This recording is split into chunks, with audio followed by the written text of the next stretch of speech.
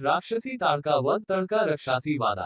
राम, लक्ष्मण, भरत एवं शत्रुघ्न चारों राजकुमार अपनी शिक्षा पूरी कर अयोध्या लौटते हैं। उनके पराक्रम की चर्चा सभी जगह हो रही है। उसी दौरान कुछ हिस्सों में राक्षसी राज होने के कारण जनमानुष बहुत दुखी एवं प्रताड़ित हैं। तब सभी मुनि मिलकर इस समस्या के निवारण हेतु एक उपाय सोचते हैं एवं अयोध्या जाकर दशरथ नंदन को इस दुविधा के अंत के लिए बुलाना तय करते हैं। इसके लिए मुनिराज विश्वामित्र अयोध्या के लिए प्रस्थान करते हैं।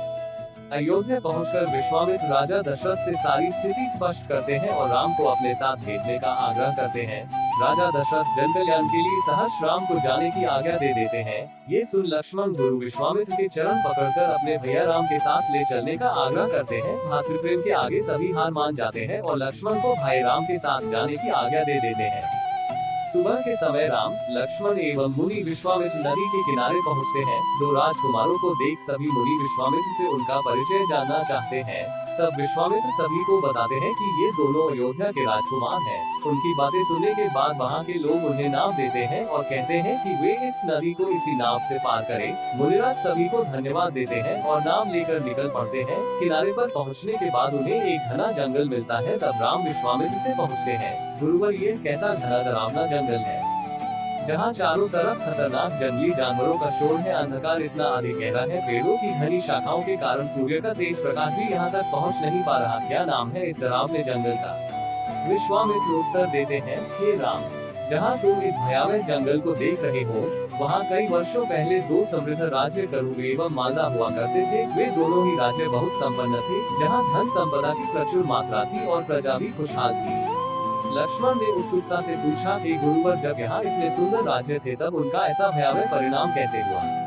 विश्वामित्र ने बताया, ये सब संपन्नता यक्ष की पुत्री ताड़का ने समाप्त की। उसने इस सुंदर जगह को एक भयानक जंगल बना दिया। ताड़का एक साधारण स्त्री नहीं बल्कि दानव सूर की पत्नी एवं राक्षस मारीच की माता एक राक्षसी है, जिसमें 1000 हाथियों के समान बल है। जिसके कारण उसने और उसके पुत्र ने इस जगह पर बसे सुंदर राज्यों को उजाड़ दिया और यहाँ के नागरिकों को मार डाला अथवा अपना दास बन लिया। तभी से इस जगह कोई आने की हिम्मत नहीं करता और अगर कोई गलती से आ भी जाए तो यहाँ से जिंदा वापस नहीं जाता। यही कारण है जो मैं तुम दोनों को यहाँ लाया हूँ। तुम ही इस राक्षसी ताड़का का वध कर सकते हो।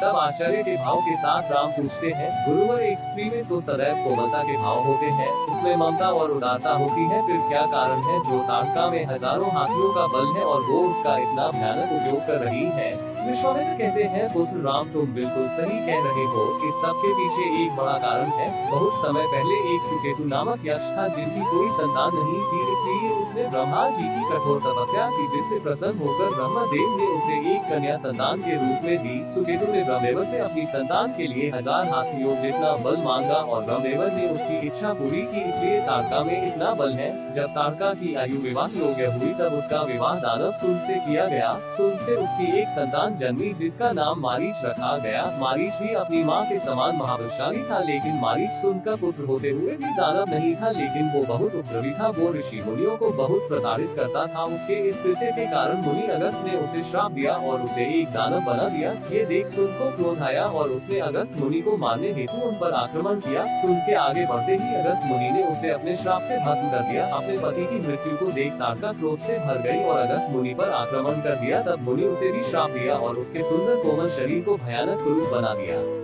तभी से राक्षसी ताड़का बदले की आग में जल रही है और निर्दोष मानवों पर अत्याचार कर रही है। उसके